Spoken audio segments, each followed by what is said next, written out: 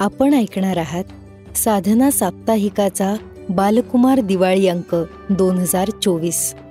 अभिवाचक गौरी देशपांडे.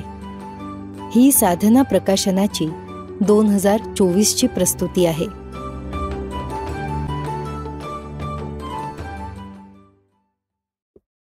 मानसशास्त्र म्हणजे काय? आनंद नाडकर्णी. मानसशास्त्र हे हाफ सायन्स आहे. आपल्या डोळ्यांना थेटपणे न दिसणाऱ्या पण अस्तित्वात असणाऱ्या वस्तूंची यादी करायची झाली तर काय काय डोळ्यांसमोर येतं? तर हवा आपल्याला दिसत नाही, पण वाऱ्याचा स्पर्श जाणवतो. वाऱ्यामुळे होणारी फांद्यांची सळसळ दिसते आणि ऐकूही येते. वीज आपल्याला दिसत नाही, तरी तिच्यामुळे लागलेला बल्ब लाईट आपल्याला दिसतो. प्राणवायू आपल्याला दिसत नाही, पण तो नसेल तर आपण सगळेच घुसमटून जाऊ. मन ही अशीच चर्मचक्षुला न दिसणारी पण अस्तित्वात असणारी गोष्ट आहे. मन आपल्याला थेट दिसलं नाही, तरी ते वर्तनातून आपल्याला सतत दिसत असतं. मनाचे सगळेच खेळ वर्तनात दिसतीलच असं नाही, पण मनामधले विचार आणि भावना या न दिसता देखील असू शकतात. ही गोष्ट आता विज्ञानाने सुद्धा मान्य केली आहे. आपल्या मेंदूमध्ये ज्यावेळी विचार आणि भावनांची आवर्तनं चालू असतात, त्यावेळी विद्युत रासायनिक चलनवलन होत असतं.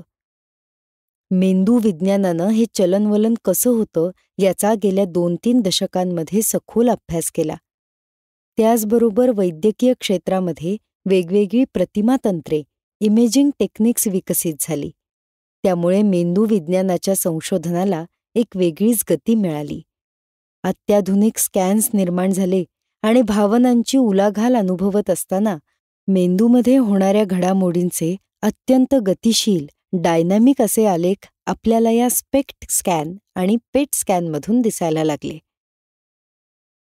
म्हणजेच आजवर जी गोष्ट अमूर्त मानत होतो, ते मन आपल्याला एक नव्हे तर अनेक अंगाने भेटू लागले. आपल्या चेहऱ्यावरचे हावभाव, देहबोली, आपण वापरत असलेले हातवारे यांच्या जोडीला आपली वाणी आणि वर्तन या सगळ्यांमधून मन आपल्याला दिसत असतं.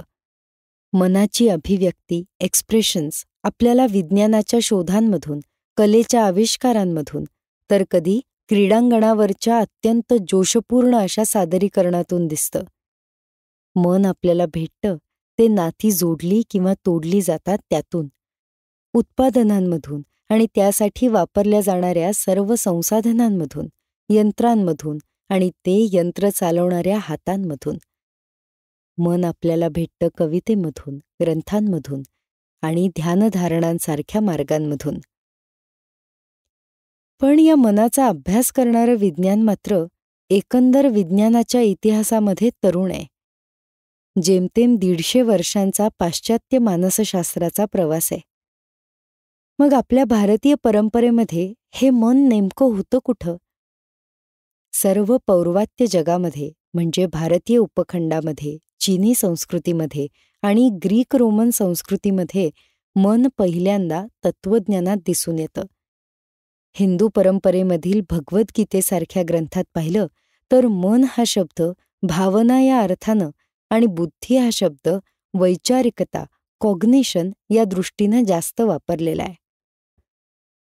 आपल्याकडच्या आणि जगातल्या वैद्यकशास्त्रातील संदर्भांमध्ये सुद्धा मनाला शरीरापासून वेगळं समजत नव्हते. आयुर्वेदामध्ये प्रकृती इति शरीरम, प्रकृती इति स्वभावम अशा तऱ्हेचा उल्लेख आढळतो. गौतम बुद्धांना जगातला पहिला कॉग्निटिव्ह सायकॉलॉजिस्ट म्हणता येईल. त्यांच्या मांडणीमध्ये मन आणि मनोव्यापार इतक्या ठळकपणे आपल्यासमोर येतात की बुद्धांना मानसशास्त्रज्ञ का म्हणू नये असं आपल्याला वाटतं. प्राचीन वैद्यकशास्त्रामध्ये ग्रीक रोमन संस्कृतीमधील एक डॉक्टर हिपोक्रेटिस यांना आधुनिक वैद्यकशास्त्राचा पितामह असं म्हटलं जातं. MBBS झाल्यावर सारे डॉक्टर हिपोक्रेटिस यांच्या नावानं असलेली रुग्णसेवेसाठीची प्राचीन शपथ घेतात. रुग्णांच्या रोगाच्या निदानामध्ये हे डॉक्टर त्याचं शरीर आणि आजूबाजूचं वातावरण या सगळ्यांचा विचार करायचे. खऱ्या अर्थानं आजच्या काळामधील सामाजिक आरोग्याचा म्हणजे कम्युनिटी हेल्थचा भाग आपल्याला त्यांच्या लिखाणात दिसतो. एखाद्या तरुण डॉक्टरनं रुग्णाची नाडी कशी तपासावी याच्या तपशीलवार पायऱ्या या हिपोक्रेटिसने दिलेल्या आहेत. शरीर आणि मन या दोघांना वेगळं करायची पद्धत या परंपरेमध्ये दिसत नाही. शरीर आणि मन यांचं एकत्व शोधण्याचा आणि त्याच पद्धतीनं मनाला समजून घेण्याचा प्रयत्न या परंपरांमध्ये झालेला दिसतो. जगातील वैचारिक मध्यबिंदू हा मध्ययुगात युरोपामध्ये सरकला आणि तिथे 2 महत्त्वाच्या गोष्टी घडल्या. एकतर दर्यावर्दी संस्कृती निर्माण झाली आणि गलबतांमध्ये बसून वेगवेगळ्या युरोपीय देशांमध्ये शोधक बाहेर पडले. त्याचवेळी भारतामध्ये समुद्र पर्यटन हे त्याज्य मानलं जायला लागलं. दर्यावर्दी संस्कृतीमुळे युरोपला जगाच्या विस्तारणाऱ्या कक्षांचा आणि क्षितिजांचा शोध लागला. त्याच कालखंडामध्ये सांस्कृतिक पुनरुत्थानाची चळवळ युरोपमध्ये सुरू झाली. त्या दरम्यान जे प्रत्यक्ष दिसतं तेच केवळ विज्ञान असतं असा विचार मांडला गेला आणि मनाला विज्ञानाच्या बाहेर टाकण्याची एक प्रक्रिया सुरू झाली. या काळात युरोपमध्ये मनोरुग्णांना समाजाबाहेर ढकलून मनोविकारांवर ट्रीटमेंट केली गेली. तुरुंगाच्या धर्तीवर असणारी मनोरुग्णालये स्थापन झाली. पुढे डॉक्टर पिनेल यांनी या मनोरुग्णालयांमध्ये असलेल्या माणसांच्या बेड्या तोडण्याचं क्रांतिकारक काम इतिहासात प्रथमच केलं. भारतीय उपखंडामध्ये बराच काळ मनाच्या व्याधींनी ग्रस्त असलेल्या मंडळींवर वेगवेगळे परंपरागत उपचार होत होते. महत्त्वाची गोष्ट अशी की त्यांच्या जवळचा समाज त्यांना न नाकारता सांभाळून घ्यायचा प्रयत्न करायचा. त्यामुळे आपल्या संस्कृतीमध्ये अशी मनोरुग्णालये निर्माण झाली नाहीत. पुढे ब्रिटिश भारतामध्ये सत्ताधीश झाल्यावर त्यांनी आपल्या देशात मनोरुग्णालये सुद्धा आणली. पहिल्यांदा कुलाब्याला सुरू झालेलं मनोरुग्णालय ठाण्यामध्ये स्थलांतरित झालं. आग्र्यामध्ये एक मोठं मनोरुग्णालय चालू झालं. युरोपमध्ये रेनेसान्स काळाच्या मध्यभागी 16व्या-17व्या शतकात शरीराच्या विविध कार्यांचा विचार नव्यानं करणारे अनेक शोध शास्त्रामध्ये लागत होते. उदाहरणार्थ विल्यम फर्कॉफ नावाच्या जर्मन शास्त्रज्ञानं असं सांगितलं की आजार माणसाला होतो पण तो शरीराच्या पेशींमध्ये असतो. विल्यम हार्वे नावाच्या शास्त्रज्ञानं रक्ताभिसरणाला फिजिक्स आणि गणिताचे नियम लावले. लुई पाश्चरने आजार होण्यामधला जंतूंचा सहभाग शोधून काढला. अशा प्रत्येक शोधाबरोबर मन ही वस्तू विज्ञानाच्या पलीकडे जात होती.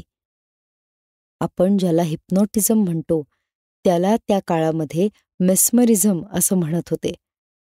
जर्मन डॉक्टर फ्रान्झ मेस्मर यानं मन या मनामधील जाण असलेले मन आणि अबोध मन अशी मांडणी केली होती.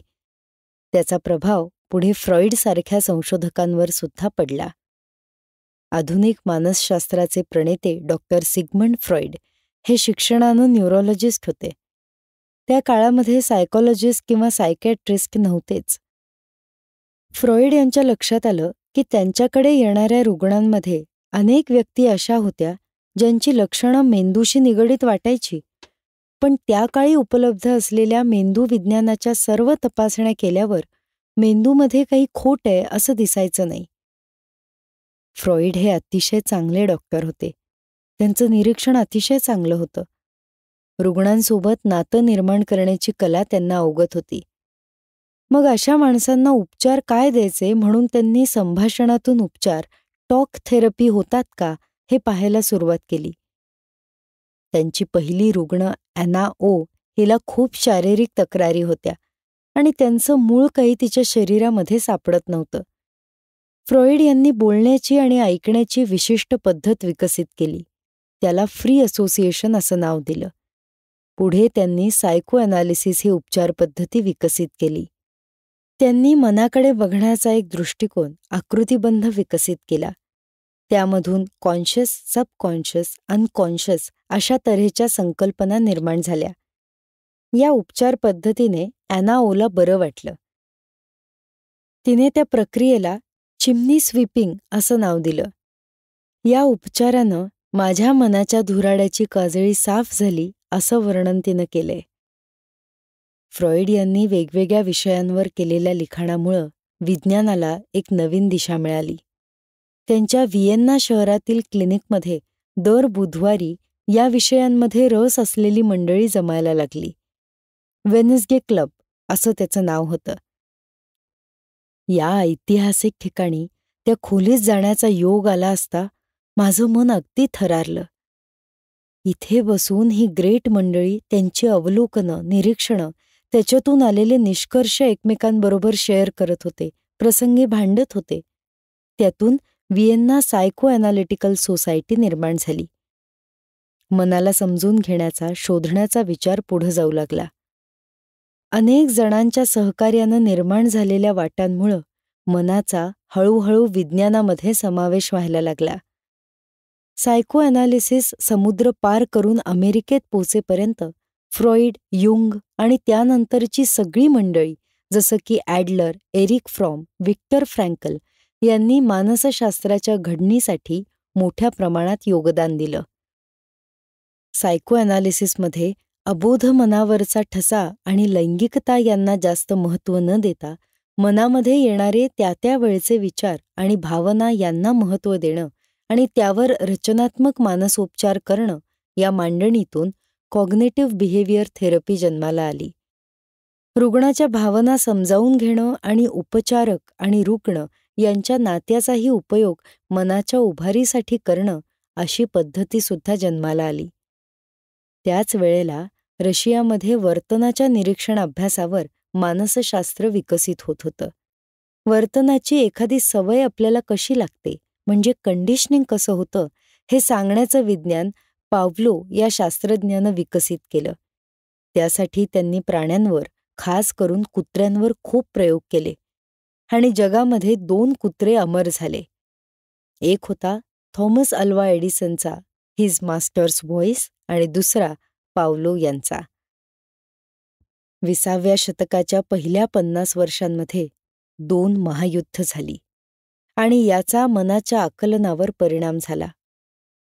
पहिलं महायुद्ध संपलं तेव्हा युद्धभूमीवरून परत आलेल्या हजारो सैनिकांच्या मनानं इतकी कच खाल्ली होती की त्यांना नाना तऱ्हेची शारीरिक विकलांगता आली होती. ह्या व्याधींची लक्षणं दिसत होती, परंतु शारीरिक आजाराचा मात्र लवलेशही नव्हता.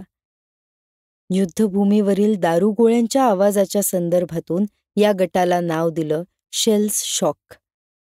दुसऱ्या महायुद्धाच्या वेळी असं होऊ नये यासाठी उपाय करता येतील म्हणून अनेक वैद्यकीय क्षेत्रातील संशोधक आपापल्या पद्धतीनं काम करत होते. त्यामुळे युद्धभूमीवरून परत येणाऱ्या सैनिकांचं खचलेलं मनोबल उंचावण्यासाठी अनेक उपायांचा जन्म झाला. हे उपाय फक्त सायकोलॉजिकल नव्हते. युद्धकाळामुळे इन्सुलिन कोमा, सबकोमा, त्याचप्रमाणे नार्कोथेरपी म्हणजे गुंगीचं औषध देऊन अबोध मनापर्यंत पोहोचणं अशा तऱ्हेचे अनेक उपाय विकसित झाले होते. 20व्या शतकाच्या सुरुवातीलाच शॉक ट्रीटमेंट म्हणजेच केमिकल देऊन एका विशिष्ट तऱ्हेची आकडी अथवा फिट निर्माण करून त्याचा फायदा मनोविकारांच्या उपचारांमध्ये केला जातो अशी कन्व्हल्सिव्ह थेरपी वॉन मेड्युना या शास्त्रज्ञानं शोधून काढली. सर्लेटी आणि बिनी हे 2 इटालियन शास्त्रज्ञ मटण घेण्यासाठी बाजारामध्ये गेले असता त्यांनी जनावरांना झटका पद्धतीने मारताना पाहिलं. त्यातून त्यांच्या लक्षात आलं की आकडी आणण्यासाठी आपल्याला विद्युत पद्धती वापरता येईल. त्यांनी अनेक प्रयोग करून ही विद्युत उपचार पद्धती शोधून काढली. आजही अत्यंत विकसित आणि शास्त्रशुद्ध पद्धतीने ही उपचार पद्धती गरज पडेल तेव्हाच वापरली जाते. हे सगळं होत असतानाच औषध विज्ञान सुद्धा मनावर काम करायला लागलं होतं. त्या काळामध्ये या औषधांच्या अनिवार्य पूर्वतपासण्या करण्यासाठी गिनीपिग्स हे मनोरुग्णालयांमध्ये डांबलेले रुग्ण असायचे. पहिलं औषध तयार झालं क्लोरप्रोकोमॅझिन. त्यामुळे सायकॉसिस नावाचा तीव्र मनोविकार ताब्यात आला. हे औषध सुरुवातीला ओकारी म्हणजे व्हॉमिटिंग कमी करण्यासाठी वापरलं जात होतं. त्यानंतर एमिप्रामिन हे डिप्रेशनवरचं म्हणजे औदासिन्यावरचं औषध आलं. दुसऱ्या महायुद्धानंतर मनोद्भव शारीरिक आजार म्हणजे मनाच्या आधिपत्याखाली होणारे शारीरिक आजार, सायकोसोमॅटिक मेडिसिन, हे आले. अल्सर, अस्थमा असो किंवा ब्लड प्रेशर, मायग्रेन यांच्या मागे मन, विचार आणि भावना यांचा प्रभाव असतो. एकच कॅन्सरची ट्रीटमेंट घेणारे एकाच टप्प्यावरील 2 पेशंट, पण एक मृत्यू पावतो आणि एक झगडत बराही होतो. असं का होतं याचा शोध घेतला असता लक्षात आलं की ज्यांना आपण शारीरिक आजार म्हणतो त्यामध्येही मन आणि भावना यांचा मोठा प्रभाव पडतो. याला सोमॅटोसायकिक डिसऑर्डर्स असं म्हणत. मानसशास्त्र हे 3 प्रकारांमध्ये विकसित व्हायला लागलं. पहिला मनोविकार म्हणजे मनाच्या व्याधी, डिसऑर्डर. दुसरा मनोविवाद म्हणजे माणसावरती येणारे तणाव आणि त्या तणावांना सामोरं जाण्याची माणसाची क्षमता कमी होणं, डिस्ट्रेस. तिसरा मनोविकास म्हणजे डेव्हलपमेंट. मनोविकासाची गरज आज खेळाडू, उद्योजक, विद्यार्थ्यांपासून ते शेतकऱ्यांपर्यंत सर्वांना आहे. व्याधींपासून विकासापर्यंत असा विस्तीर्ण परीघ मानसशास्त्राला मिळत गेला. मानसशास्त्र हा विविध ज्ञानशाखांना जोडणारा पूल आहे. युद्धशास्त्र, इतिहास, चित्रपट, व्यवस्थापन, शिक्षण, संस्कृती या साऱ्यांमध्ये मानसशास्त्र महत्त्वाचं आहे. असं एकही शास्त्र नाही जिथे मानसशास्त्र महत्त्वाचं नाही. हे मानसशास्त्राचं आजचं मोठं सामर्थ्य आणि भविष्यामधली मोठी शक्यता आहे. आज आपण अशा ठिकाणी उभे आहोत जिथे मानसशास्त्र त्याच्या शाखा उपशाखांमधून विविध पद्धतीनं पुढे जात आहे. त्याच वेळेस ते एक सिमेंटिंग सायन्स म्हणून सुद्धा आपल्यासमोर येत आहे.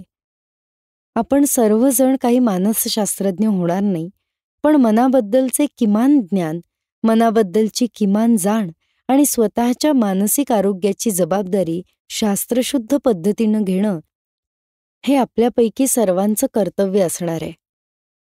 येणाऱ्या काळामध्ये मनोव्यापारांना मानवी प्रगतीमध्ये फार महत्त्वाचं स्थान मिळणार आहे.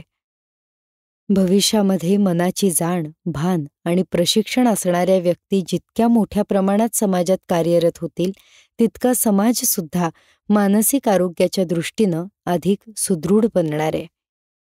जवळजवळ 44 वर्षांपूर्वी MBBSची डिग्री घेतल्यानंतर मी मनोविकार क्षेत्रामध्ये पदव्युत्तर शिक्षण घ्यायचं ठरवलं, तेव्हा माझ्या घरामध्येच माझ्या सख्ख्या मामाला एक गंभीर मानसिक आजार असल्यानं आईनेच मला "अरे, तू वेड्यांचा डॉक्टर बनू नकोस" असं म्हणून विरोध केला. त्या काळामध्ये वेडेपण हे अनुवंशिकच असतं आणि वेड्यांचा डॉक्टर हा वेड्यांच्या संगतीत राहून हळूहळू वेड्यासारखा वागायला लागतो अशी समजूत प्रचलित होती. मी माझ्या आईला समजावण्याचा खूप प्रयत्न केला. तिने आमच्या फॅमिली डॉक्टरना तिच्या बाजूनं घेतलं. "तुला MBBSच्या अंतिम वर्षाला खूप चांगले मार्क आहेत, त्यामुळे तुला कोणतीही शाखा मिळू शकते, पण तू मनोविकारशास्त्र घेऊ नकोस" असं त्यांनी समजावलं. मी विचारलं का? त्यावर ते म्हणाले, "it is only half science." मानसशास्त्र हे सर्व शास्त्रांसारखं शास्त्र तर आहेच, पण ते जर हाफ सायन्स असेल तर उरलेला अर्धा भाग हा कलेचा, संस्कृतीचा, समाजशास्त्राचा, शिक्षणशास्त्राचा आहे. आज या घटनेला इतकी वर्ष झाली, पण मला आता त्यांचं ते उत्तर नव्यानं समजलं असं वाटतं आणि तो व्यापक अर्थ तुमच्यासमोर ठेवावा म्हणून हा लिखाणाचा प्रपंच. 1990मध्ये आम्ही कार्यकर्त्यांनी स्थापन केलेल्या संस्थेचं नाव ठेवलं इन्स्टिट्यूट फॉर सायकोलॉजिकल हेल्थ आणि संस्थेचं ध्येयवाक्य सुदृढ मन सर्वांसाठी, मेंटल हेल्थ फॉर ऑल. आणि आमचं शहर होतं ठाणे, ज्याचा इतिहास होता मनोरुग्णालयाचा. आज 3.5 दशकांनंतर मानसशास्त्राबद्दलचा कलुषित दृष्टिकोन निवळायला सुरुवात झाली आहे आणि त्यात नव्या शतकात जन्मलेले तरुण तरुणी मोलाचा सहभाग देत आहेत. दिवाळीचा सणच मुळी प्रकाशाचा. ज्ञानाचा प्रकाश उजळू दे आणि अज्ञान अंधश्रद्धांची काजळी मावळू दे, ह्यापेक्षा मनःपूर्वक देण्याच्या आणि घेण्याच्या शुभेच्छा अजून कोणत्या असणार.